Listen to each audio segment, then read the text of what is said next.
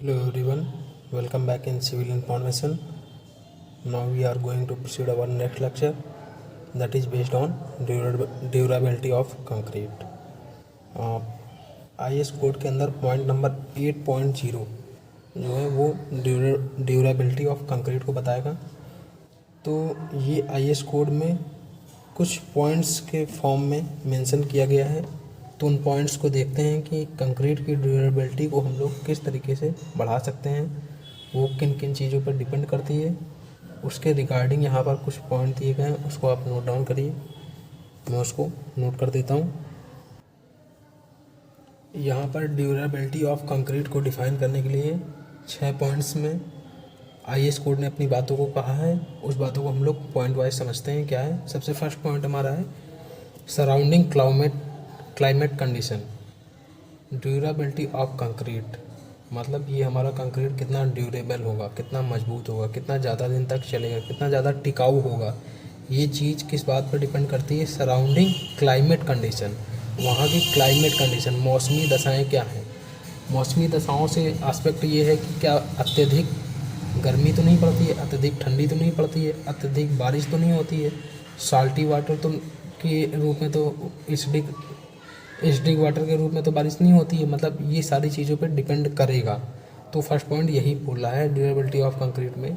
जब आप point number 8 में IS कोड के जाएंगे तो वहाँ पर पॉइंट वाइज जो अपनी बातें IS कोड ने बताई है ड्यूरेबिलिटी ऑफ कंक्रीट के रिगार्डिंग, उसमें फर्स्ट पॉइंट है सराउंडिंग क्लाइमेट कंडीशन पे डिपेंड करेगा ही करेगा ड्यूरेबिलिटी ऑफ कंक्रीट। अगर कंपैटिबल कंडीशन नहीं है तो फिर कंक्रीट की ड्यूरेबिलिटी कम हो जाएगी।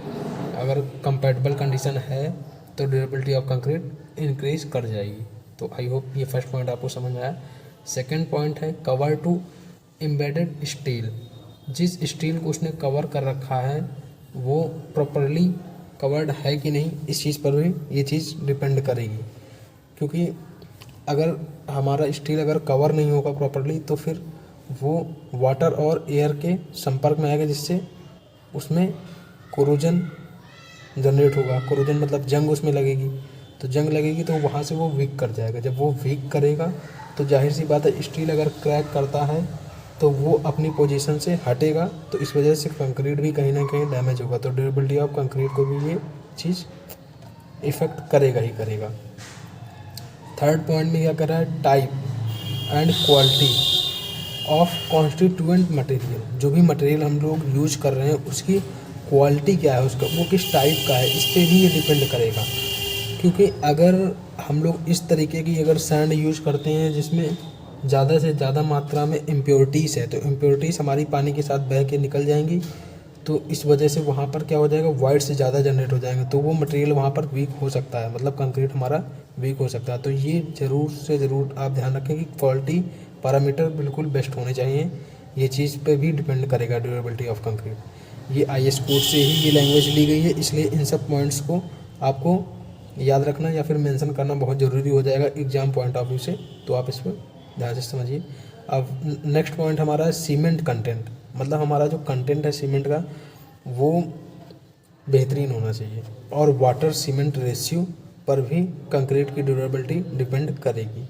अब ऐसा भी नहीं है कि आप बहुत ज़्यादा मात्रा में सीमेंट का यूज करेंगे तो आपकी ड्यूरेबिलिटी ऑफ कंक्रीट बढ़ जाएगी, नहीं।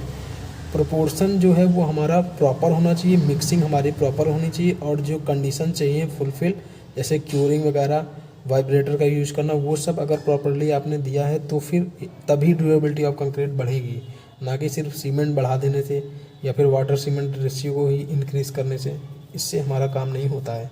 तो इसलिए टेक्निकल एस्पेक्ट को ध्यान में रखते हुए, जैसा कि जब हमने एग्रीगेट के बारे में बात करी थी तब मैंने वहाँ पे एक क्वेश्चन आपसे पूछा था कि किस शेप के एग्रीगेट कंक्रीट में स्ट्रेंथ को बढ़ा देते हैं।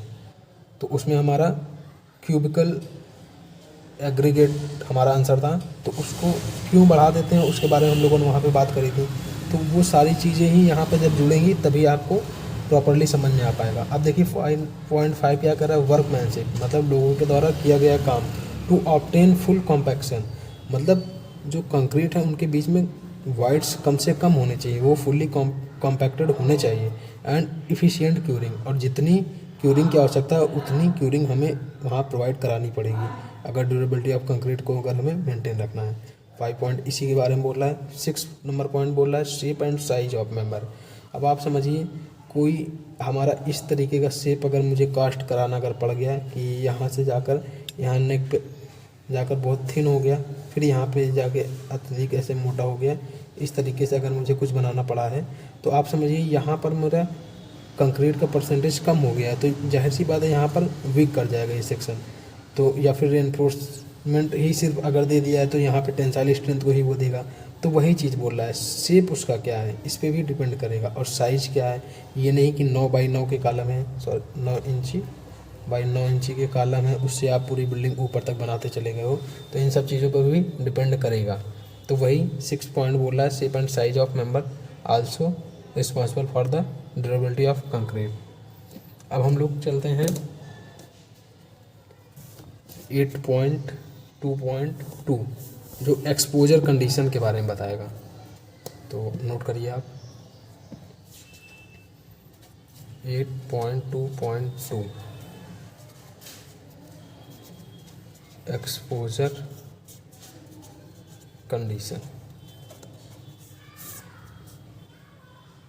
अब देखिए there are 5 environmental exposure condition. 5 तरह की इन्वायरमेंटल एक्सपोजर कंडीशन होती हैं जिसको हम लोग एक टेबल के माध्यम से जानेंगे, जिसे मैं डिफाइन कर रहा हूँ टेबल 3 जो कि IS कोड में ही दी गई। ये टेबल 3 मैं नहीं डिफाइन कर रहा हूँ, सॉरी, ये टेबल 3 IS कोड से ली गई है टेबल 3 जो कि इन्वायरमेंटल एक्सपोजर कंडीशन के बारे में हमें जानकारी देगी। तो चलिए इस टेबल को बना लेते हैं। तो देखिए 8.2.2 में एक्सपोजर कंडीशन के बारे में बताया गया है। 5 इन्वायरमेंटल एक्सपोजर कंडीशन हमारी होती हैं जो कि टेबल नंबर 3 में यहाँ पर डिफाइन किया गया है। इसमें मैंने 3 कॉलम बनाए हैं, कॉलम 1, कॉलम 2, कॉलम 3। कॉलम 1 में सीरियल नंबर को डिफाइन किया जाएगा, यहाँ पर इन्वायरमेंट को डिफाइन किया जाएगा। कौन से इन्वायरमेंट? जो इन्वायरमेंटल एक्सपोजर कंडीशन है कितनी है? 5 है।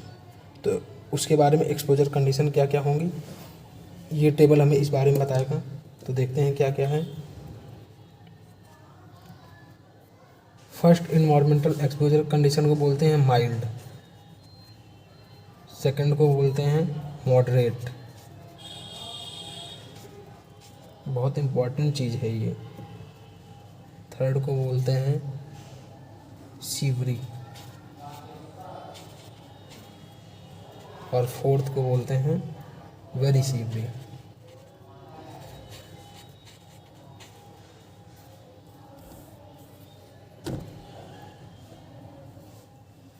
और फिफ्थ को बोलेंगे एक्सट्रीम।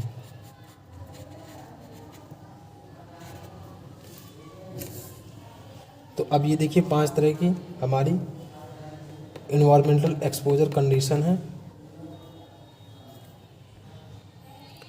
चलिए अब हम लोग समझने की कोशिश करते हैं माइल्ड कंडीशन कब होगी। माइल्ड कंडीशन तब होगी, देखिए concrete surface protected against weather.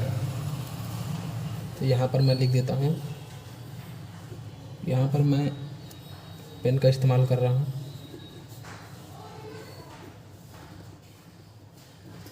Protected against weather, ये आप समझिए। माइल्ड कंडीशन कब होगी? माइल्ड कंडीशन कब होगी? Concrete surface protected against weather. अब समझिए यहाँ पर structure of coastal area does not come in this category. Coastal area के स्ट्रक्चर इस कैटेगरी में नहीं आएंगे। माइल्ड एक नॉर्मल कंडीशन है जहाँ पर प्रोटेक्टेड अगेंस्ट वेदर, वेदर से हम लोग प्रोटेक्ट करेंगे अपने स्ट्रक्चर को, उस तरीके की कंडीशन में माइल्ड कंडीशन कहलाएगी। अभी आप आगे भी समझिए, तब आप कंपैरिजन करेंगे तब आपको ये क्लियर हो जाएगा। अब देखिए मॉडरेट की तरफ चलते हैं। Concrete surface sheltered from severe rain, sheltered from severe rain.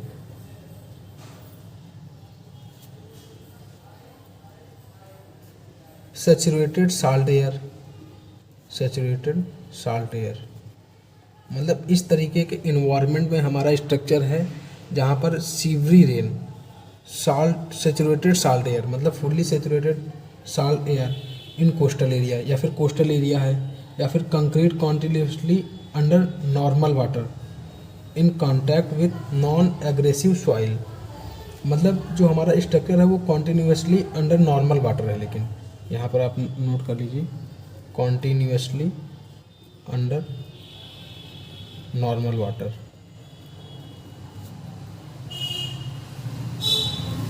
इस तरीके से अगर हमारा कोई स्ट्रक्चर है तो वो हमारा किस कंडीशन के अंतर्गत आएगा, मॉडरेट के अंतर्गत आएगा। सीवरी में देखिए क्या है, सीवरी में क्या है, concrete surface expose to severe rain, sheltered from severe rain इसमें था, इसमें exposed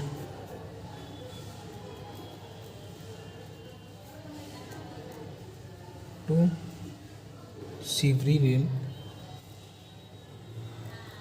सीवरी rain. Alternate wetting and drying मतलब इसमें अल्टरनेट चल रहा है, मतलब वो स्ट्रक्चर हमारा गीला भी हो रहा है, सूख भी रहा है, गीला भी हो रहा है, सूख भी रहा है, मतलब एक तरीके से समुद्र के किनारे कोई स्ट्रक्चर बना हुआ है वो हमारा सीवरी कंडीशन के अंतर्गत आ जाएगा। Completely immersed in sea water या फिर कम्प्लीटली इमर्स्ड है सी वाटर में। यहाँ पर ये पॉइंट आप लिखते जाइए, alternate wetting and drying, wetting and drying या फिर immerse in sea water, expose to coastal environment या फिर कोस्टल इन्वायरमेंट में है। तो इस तरीके का अगर हमें स्ट्रक्चर पाया जा रहा है तो वो हम लोग बोल देंगे सीवरी कंडीशन में है वो स्ट्रक्चर। तो अभी हम लोग उसमें किस तरीके के किस किस मिक्सिंग के वहाँ पे कंक्रीट यूज होंगे उसके बारे में भी बात करेंगे आगे। पहले आप कंडीशन को समझ लीजिए। अब वेरी सीवरी देखिए, जैसे जैसे हम लोग नीचे बढ़ रहे हैं सीवरी में आगे हम लोग, सीवरी में क्या है, expose to severe rain, alternate wetting and drying, और इसमें आप आगे नोट कर लीजिए एक्सपोज टू कोस्टल इन्वायरमेंट और immersed in sea water, immersed पूरी तरीके से इमर्स्ड है वो। और वेरी सीवरी में हम लोग देखेंगे इसमें concrete surface expose to sea water spray, sea water जो है वो स्प्रे के फॉर्म में, सी वाटर स्प्रे। इस कंडीशन को आपको समझ में आना चाहिए। Corrosive fumes, severe freezing condition and in coastal with the aggressive soil ground water, ये सारी चीज़ें मतलब सी वाटर स्प्रे के फॉर्म में है, कोरोसिव फ्यूम्स हैं, सीवरी फ्रीजिंग कंडीशन भी है, फ्रीजिंग कंडीशन है। तो इस तरीके की सारी कंडीशनें कहाँ पे आ रही, वेरी सीवरी के अंतर्गत आएंगी। अब हमारा एक्सट्रीम में क्या है, surface of member in tidal zone,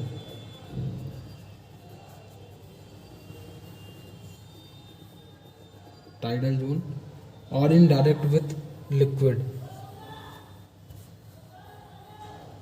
tidal zone में हमारा है तो एक्सट्रीम कंडीशन के अंतर्गत आ जाएगा। तो आपको कंडीशन को पहचानने के लिए आपको ये समझना पड़ेगा कब माइल्ड कंडीशन होगी, कब मॉडरेट कंडीशन होगी, कब सीवरी होगी, कब वेरी सीवरी होगी, कब एक्सट्रीम होगी। अगर मैं इसमें आईएस कोड की अगर पूरा चार्ट बना के यहाँ पर अगर लिख दूँ तो उससे आपको बेसिकली कुछ ज़्यादा समझ में नहीं आएगा। तो इसलिए लिखने से ज़्यादा हमारा समझने पे ध्यान होना चाहिए। तो टेबल 3 को हम लोग फिर से समझते हैं। माइल्ड कंडीशन कब होगी हमारी, concrete surface protect against weather, सिर्फ मतलब सिर्फ नॉर्मल एक मौसमी दशाओं से हमें स्ट्रक्चर को बचाना है, उस कंडीशन में हमारा माइल्ड कंडीशन होगी। लेकिन मॉडरेट कंडीशन कब होगी, concrete surface sheltered from severe rain, saturated salt air in coastal area, concrete continuously under normal water मैंने इसमें बताया था, and in contact with non aggressive soil, और जो हमारा जिस सॉइल के संपर्क में हमारा स्ट्रक्चर वो नॉन एग्रेसिव सॉइल होनी चाहिए। और सीवरी के कंडीशन में क्या है, concrete surface expose to severe rain, alternate wetting and drying and completely immersed in sea water. Completely इसमें इमर्स्ड है हमारा स्ट्रक्चर, आप समझिए जो भी डैम वगैरह अगर उसके किनारे बनाया जा रहा है, समुद्र के किनारे, उस तरीके का स्ट्रक्चर है। Expose to coastal environment. Very severe में क्या है? Concrete surface expose to sea water spray, corrosive fumes, severe freezing condition and in contact with aggressive soil और ग्राउंड वाटर। तो आपको समझ में आ रहा होगा कंडीशन हमारी धीरे धीरे टफ की तरफ बढ़ रहे हैं, ऊपर से नीचे की तरफ। और एक्सट्रीम में क्या हो जाएगा? Surface of member in tidal zone और in direct contact with liquid solid aggressive chemicals. इसमें स्ट्रक्चर हमारा किसके संपर्क में है? Direct contact with liquid and solid aggressive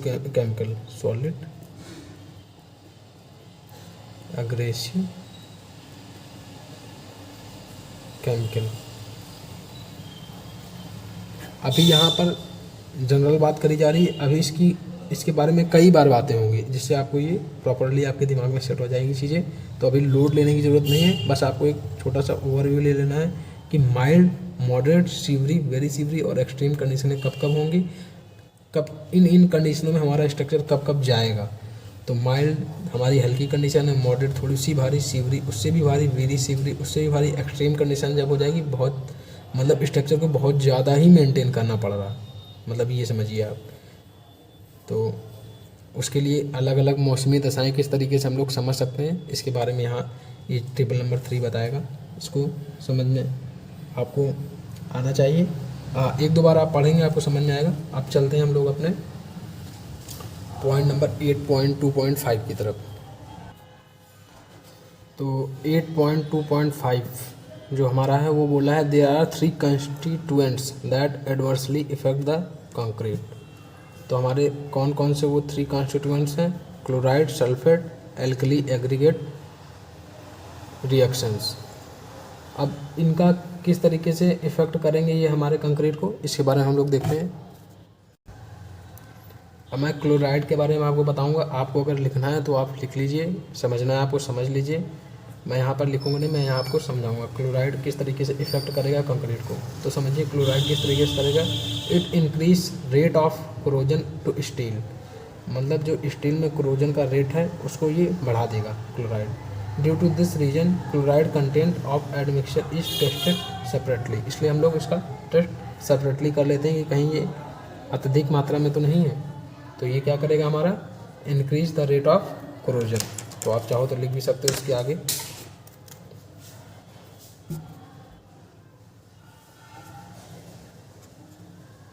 increase rate of corrosion.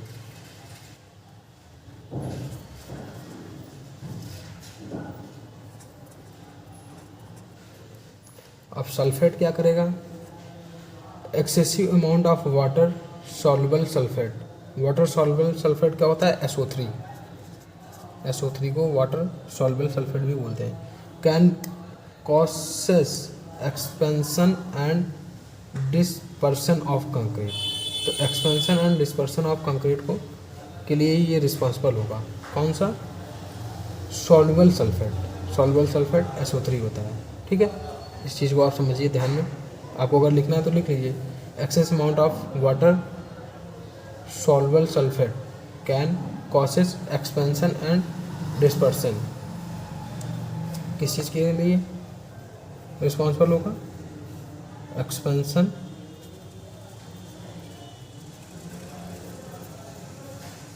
And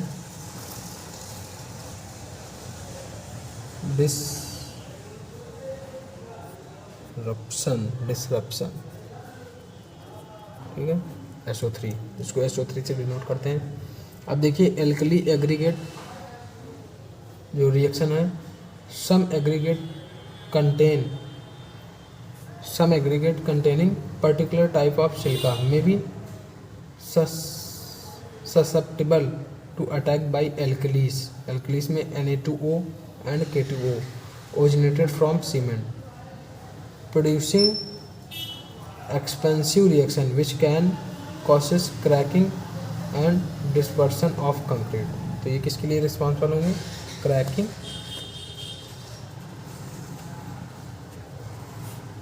and disruption of concrete, disruption of concrete. ठीक है।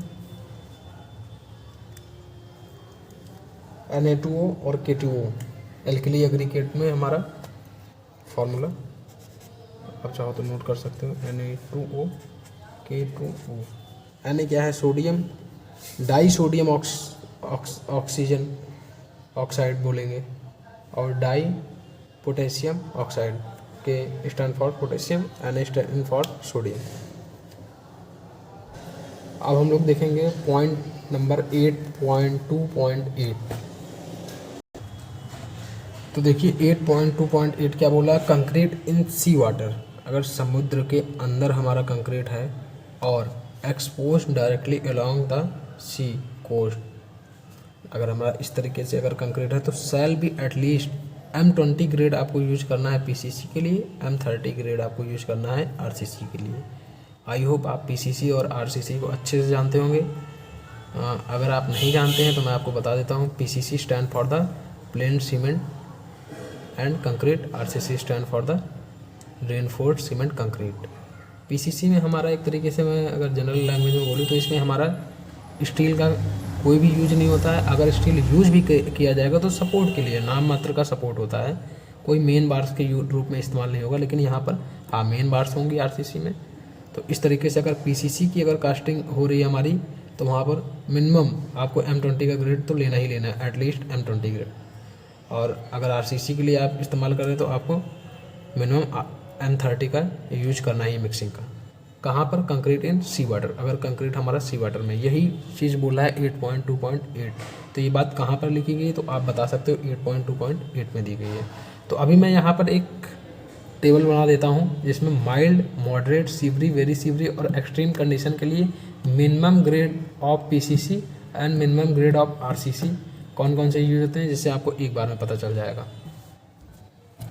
तो मैंने यहाँ पर एक टेबल बनाया है। माइल्ड, मॉडरेट, सीवरी, वेरी सीवरी और एक्सट्रीम कंडीशन के लिए हमारा मिनिमम ग्रेड ऑफ PCC क्या होगा? ये मिनिमम ग्रेड ऑफ PCC आप लिख लीजिएगा। Minimum grade of RCC, reinforced concrete का इस्तेमाल कितना होगा उसके बारे में हम लोग लिखते हैं यहाँ पर। तो ये हमें कहाँ से पता चल रहा है? ये हमें IS कोड से ही पता चल रहा है, इस वजह से मैंने इसको यहाँ पे बताया हुआ है। तो माइल्ड के लिए मुझे यहाँ पर कुछ भी नहीं बताया गया, तो मैंने यहाँ पर ब्लैंक छोड़ दिया। अच्छा, माइल्ड में PCC के लिए कुछ नहीं बताया, लेकिन RCC के लिए मिनिमम ग्रेड कितना यूज करना है? M20। RCC के लिए मिनिमम ग्रेड माइल्ड की कंडीशन पे M20 यूज करना है। अभी देखिए 8.2.8 बोला है कंक्रीट इन सी वाटर। तो कंक्रीट इन सी वाटर आपकी कौन सी कंडीशन बन रही थी? Mild, moderate, severe, very severe, extreme. पीछे हम लोगों ने पढ़ा था। तो उसके बिहार पे हम यहाँ पर कुछ अपना टेबल को मेंटेन कर रहे हैं। तो माइल्ड की कंडीशन में PCC के लिए मिनिमम ग्रेड कितना यूज होगा ये हमें IS कोड नहीं बता रहा है, लेकिन RCC के लिए मिनिमम M20 यूज होगा ये बता रहा है। और मॉडरेट की कंडीशन में M15, PCC के लिए M15 और RCC के लिए M25 यूज करेंगे। सीवरी के लिए M20, PCC के केस में, और RCC केस में M30। देखिए यानी ये सीवरी की कंडीशन है। यहाँ पे देखिए at least minimum M20 grade in case of PCC तो M20, M30 in case of RCC तो RCC। तो ये कंक्रीट इन सी वाटर हमारा कौन सी कंडीशन हो गई? सीवरी। इस तरीके से आपको अपना दिमाग लगा के इसको समझने की कोशिश करना है, तभी ये समझ में आएगा। ये अंडरस्टैंडिंग पे टोटली डिपेंड करेगा। मेरे समझा देने मात्र से आपको समझ में नहीं आएगा, इसलिए थोड़ा सा आपको भी वर्क करना पड़ेगा। तो सीवरी कंडीशन हो गई। वेरी सीवरी में हम लोग M20 यूज करेंगे PCC के लिए, और RCC के लिए M35, और एक्सट्रीम की कंडीशन में M25, और RCC के केस में M40। तो ये टेबल आप याद रखिएगा, इससे डायरेक्ट क्वेश्चन पूछता है। अब हम लोग यहाँ पर अपने नेक्स्ट वीडियो में बात करेंगे 9.0 की, जो कि कंक्रीट मिक्स प्रोपोर्शन के बारे में बताएगा। 9.0 कंक्रीट मिक्स प्रोपोर्शनिंग।